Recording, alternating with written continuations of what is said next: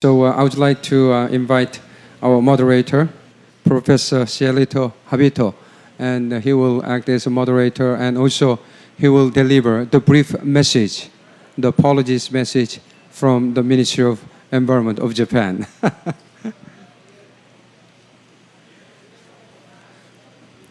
In number, we are small, but I think in spirit, we are very big and large, so I'm expecting your active participation. Yeah. Thank you very much, Dr. Park. Allow me to read first a brief message from the director who we had expected from the Ministry of Environment in Japan, but apparently more pressing concerns had kept him from being with us. Very quickly, this is, of course, in the absence of Director Tsukamoto, who sends his apologies for his inability to be with us due to other pressing concerns. Now, he starts by saying that we are at the forefront of the negotiations for the outcome document, which the third preparatory committee had started yesterday. We make every effort to send our message to create sustainable societies to the future generations with your cooperation. The showcase projects of APFED that had already been described had been implemented with funding from the Ministry of Environment of Japan until last year. It has achieved expected outcomes, and we are very pleased to be able to present this in front of you.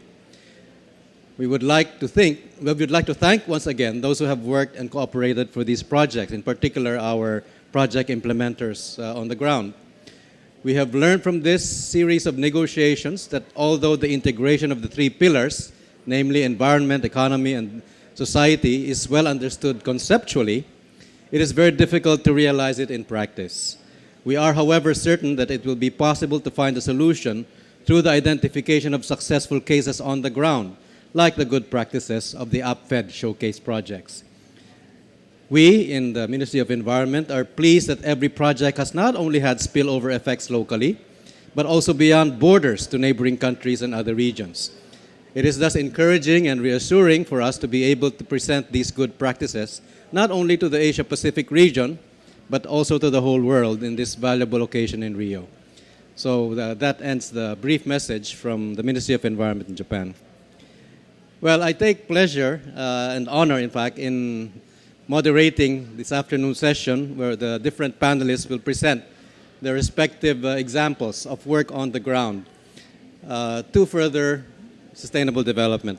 I think to the many of the people who are not too enamored with international conferences, the accomplishments since Rio 20 years ago that we can take most pride in are those that have not happened in conference halls in the most exotic places in the world, but those that have taken place right on the ground, whether in our communities, in our villages, towns, cities, or in our respective countries.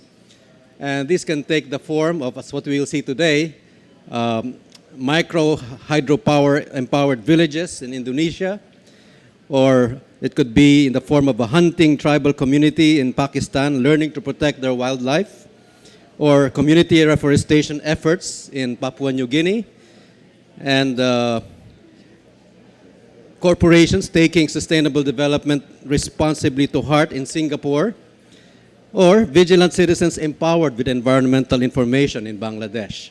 So these are some of the many APFED projects that were undertaken through the years, and the five I have just described are what we will in fact hear about today.